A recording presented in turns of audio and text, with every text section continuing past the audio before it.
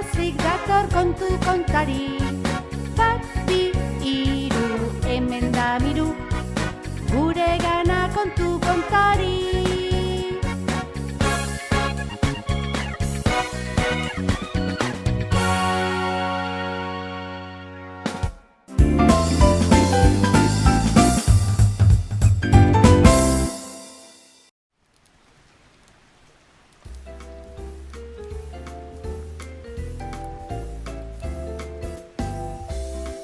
Egun batean, arrotza iritsi zen.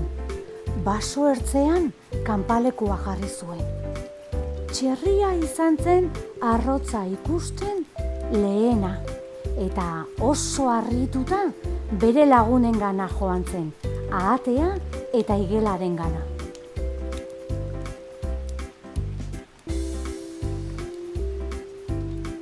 Ikusi al duzue? Galdetu zien Txerriak bere lagunei. Ez, nolakoa da? Galdetu zuen ahateak. Nire ustez arratoi zikin eta nazkagarri bat da. Zer nahi ote du hemen? Kontuz ibili behar da. Arratoiak lapurrutxak dira, esan zuen ahateak. Eta nolatan dakizu hori? Galdetu zuen oso harrituta igelak. Denek esaten dutelako? Erantzun zuen ahateak.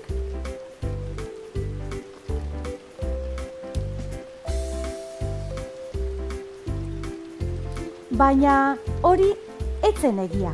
Arratoia beti ari zen lanean. Egurra bildu eta ondoren bere esku trebez aulkiak eta mahaiak egiten zituen. Eta gainera, ez zen bat ere zikina, sarritan bainatzen zen errekan. Eta trakets samar zebilen arren oso garbia zen arratoia.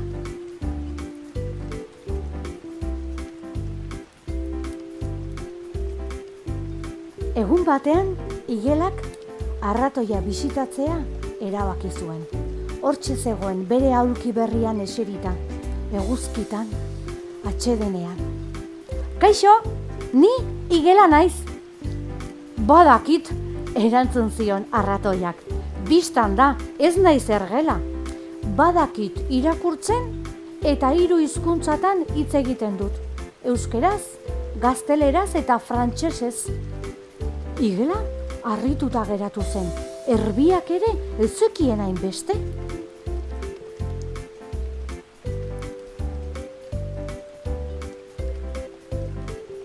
Orduantxe Txerria iritsi zen. Nongoa zara? Galdetu zion oso zakar arratoiari. Edo nongoa eta inongoa ez, erantzun zion arratoiak.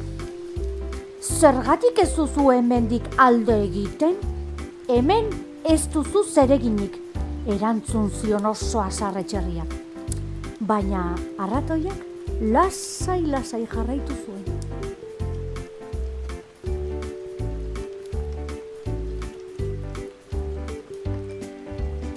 Mundu guztian egin dut lan, esan zion arratoiak.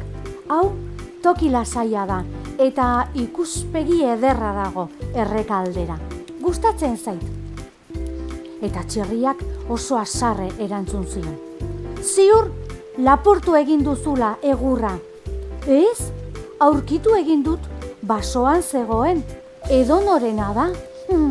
Arratoi zikina, esan zuen Txerriak marmarka, eta inguru horretatik joan egin zen. Bai noski, beti nire errua, esan zuen arratoiak.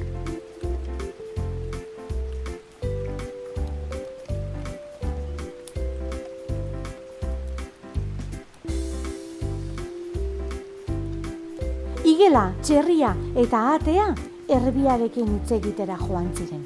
Erbia oso jakintsua da. Arratoi zikin horrek hemendik ospa egin behar du, esan zuen Txerriak. Gainera lapurrutxa da, gure egurra lapurtu du eta zakarrutxa da. Lasai, esan zien erbiak. Gu ez bezalakoa izan daiteke, baina Egurra edonorena da, eta ezagutu beharko dugu nolakoa den jakiteko.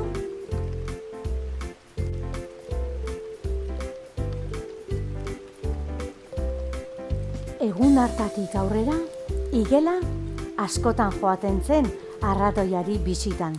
Aulki horretan esertzen ziren ikuspegiari begira, errekaren ondoan.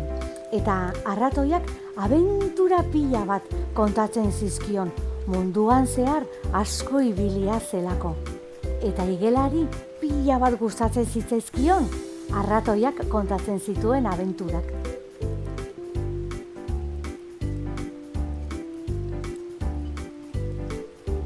Egun batean, txerriak kargu hartu zion igelari.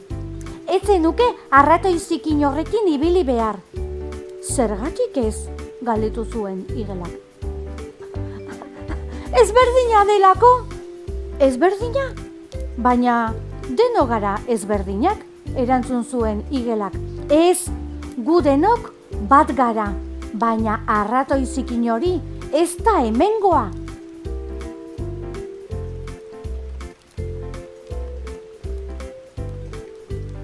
Beste egun batean, txerriak istripu bat izan zuen.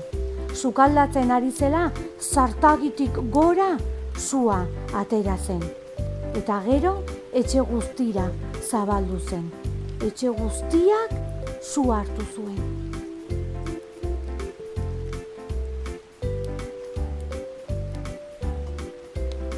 Korrika atera zen ikarak hartuta txerria. Sua, sua, sua, oihukatzen zuen. Eta berehala, arratoia azaldu zen. Errekatik ura ekartzen zuen baldeka. Eta hortxe ibili zen jo eta ke, alde batetik bestera errekatik etxera ura ekarriz, sua menderatu arte.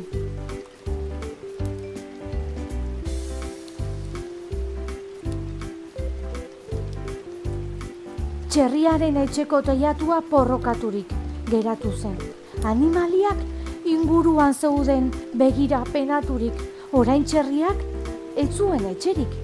Baina arratoia azaldu zen, mailua eta hiltzeekin, eta lanean jarri zen segitun batean. Laizter txerriak etxea konponduta zuen.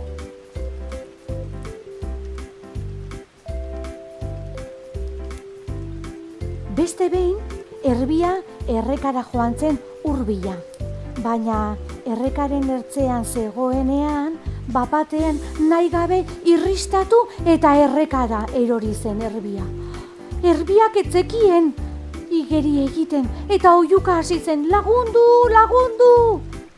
Oihu hoiek arratoiak entzun zituen eta azkar batean errekara iritsi zenean uretara jaurti zen. Erbiarengana iritsi, besoetan hartu eta pixkanaka lehorrera ekarri zuen erbia.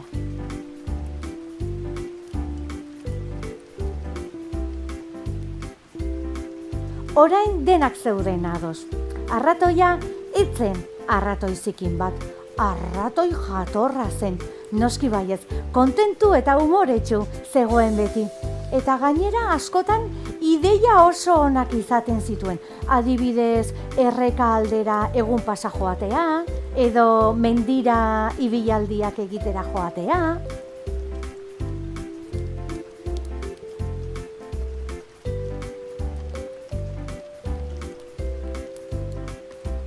Eta iluntzean, istorio harrigarriak kontatzen zizkien bestei.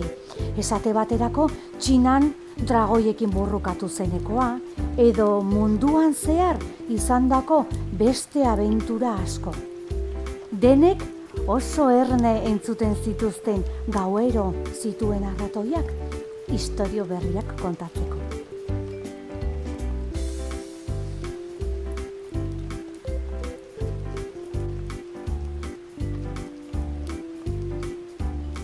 Baina egun batez, igela arratoia bisitatzera joan zenean harrituta geratu zen. Kanpadenda jasota zegoen eta igelak bizkarrean motxila bat zeraman. Ba altzoaz, galdetu zion igelak arratoiari. badut garaia. Ameriketara joango naiz agian, ez naiz han inoiz izan. Igela, potxo eginda geratu zen.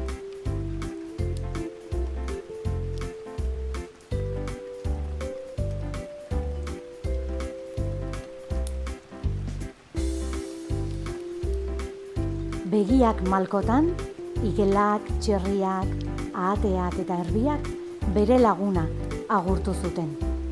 Agian egunen batean itzuliko naiz, esaten zien arratoiak urrutitik. Orduan, zubia egingo dugu errekaren gainean.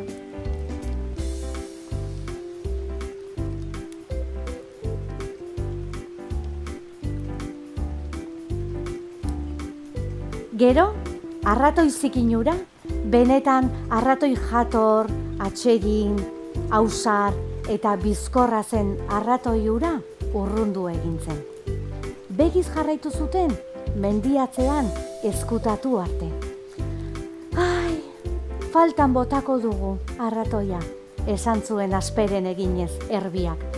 Eta bai, hala da, falta bota zuten, baina askotan lau lagunak aulkian esertzen ziren eta arratoiaz oroitzen ziren eta beraretaz hitz egiten egoten ziren askotan.